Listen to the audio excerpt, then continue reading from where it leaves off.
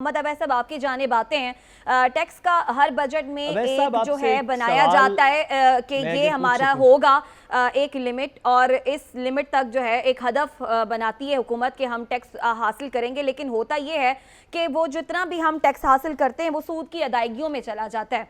तो क्या इस बार भी ऐसा ही होगा? अगर ये सब होगा तो हमारे पल्ले क्या आएगा? क्या फिर टैक्स के निज़ाम में कुछ इस्लाहात करने की ज़रूरत है हुकूमत को? जी बिल्कुल, इस वक्त बहुत ही रेलेवेंट क्वेश्चन है जो आपने किया है। देखिए, सबसे पहली तो बात यह है कि जो हमारा मौजूदा साल का बजट था वो 7,000 अरब का था, और वो अचीव होगा बड़ी, यानी ये शुरू में 7,600 था, जिसको कम करके 7,200 किया गया, और 7,200 का नंबर भी इस वक्त अचीव होता नजर नहीं आ रहा। तो लोगों का ख्याल है 7,000 के करीब करीब कहीं जाके अचीवमेंट हो जाएगी।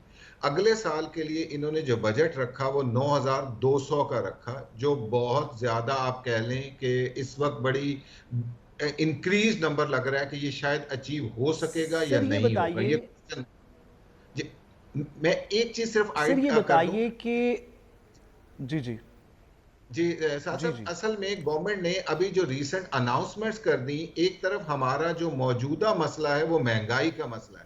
इन्होंने जो मेजर मेजर्स ली, जो टैक्सेस की, यानी सेल टैक्स की मद में आप देखें, जो आम दुकानदार, जो मसलन कपड़ा जूती वाले जो इंटीग्रेटेड दुकानदार थे, जो पहले टैक्स नेट के अंदर हैं, वो 12% टैक्स चार्ज कर रहे थे, जिसको बढ़ा के 15% कर दिया गया। तो 3% जो जी सेल टैक्स बढ़ाया गया, ये सीधा सीधा आम आवाम पे महंगाई का बोझ और ज्यादा बढ़ा दिया। इसी ऐसे तरह ही तमाम बिजनेस जी ट्रांजैक्शंस जितनी होती हैं उनके ऊपर एक विदहोल्डिंग टैक्स काट रहा होता है। कईयों पे 8% है, कईयों पे जी 4.5% है, 5%। उन सब के ऊपर भी 1% मजीद बढ़ा दिया। तो दोबारा इन्होंने इनडायरेक्ट जी टैक्स जो बढ़ाया है, ये तो महंगाई को और तरफ लेके जा रहा है। शायद यहां से ये कुछ कलेक्शन तो बेहतर सर कर ये लें, बताइए लेकिन कि सारे का बोझ अवाम पे आ जाएगा। जी।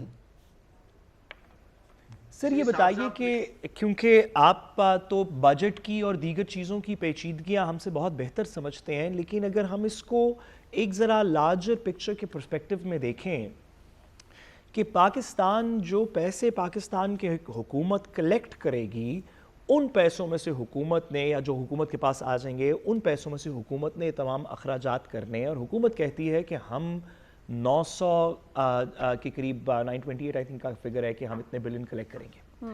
सर इसके अंदर से कुछ पोर्शन तो सिस्टमैटिक है कि एफबीआर के अंदर लोगों के नाम रजिस्टर्ड हैं, मैं टैक्स पेयर हूँ, आप टैक्स पेयर हैं, फलाना टैक्स पेयर है, वो हर साल अपने टैक्सेस देता है।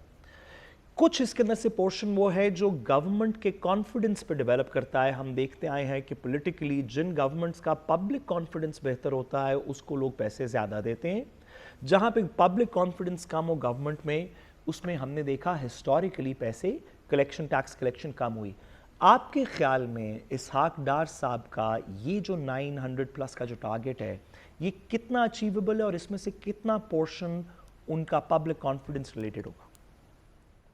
लेकिन जो अनफॉर्चुनेट है ना, फ्रेंकली, ये अचीवेबल नॉन अचीवेबल की बात तो मैंने आपको पहले बता दी कि देखें, ये इकोनॉमी हमारे यहाँ जो अब टैक्स का निज़ाम हो गया है वो सारे का सारा इनडायरेक्ट का सिस्टम है कि ट्रांजैक्शन हो रही होंगी तो ऑटो पे कलेक्शन होती है, और उसी की बेसिस के ऊपर ये सारा टैक्स की प्रोजेक्शन बनाई जाती है।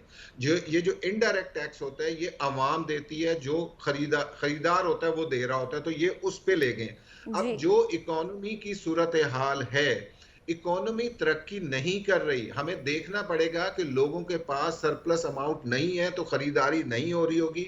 इकोनॉमी अगर स्लो हो जाती है तो ये टैक्सेस कलेक्ट नहीं हो सकते 9,200 का। आप पिछले साल से 30% ज्यादा की बात कर रहे हैं। इकोनॉमी की तरक्की आप कह रहे हैं, जीडीपी ग्रोथ में आपने कहा 3.89% होगा, स्पीड इकोनॉमी की क्या बढ़ रही होगी, और दूसरी तरफ टैक्सेस को आप 30% बढ़ा रहे हैं। जी। तो ये बड़ा, यानी ये गैप नजर आ रहा है कि जो फुलफिल होता नजर नहीं आ रहा, कि ये ऐसा नंबर है जो आज दे दिया गया है और ये नंबर रिवाइज होता है। ठीक है, अच्छा, ये मैं आपको ये गैप जो है हिस्टोरिकल फुलफिल होता हुआ नजर नहीं आ रहा।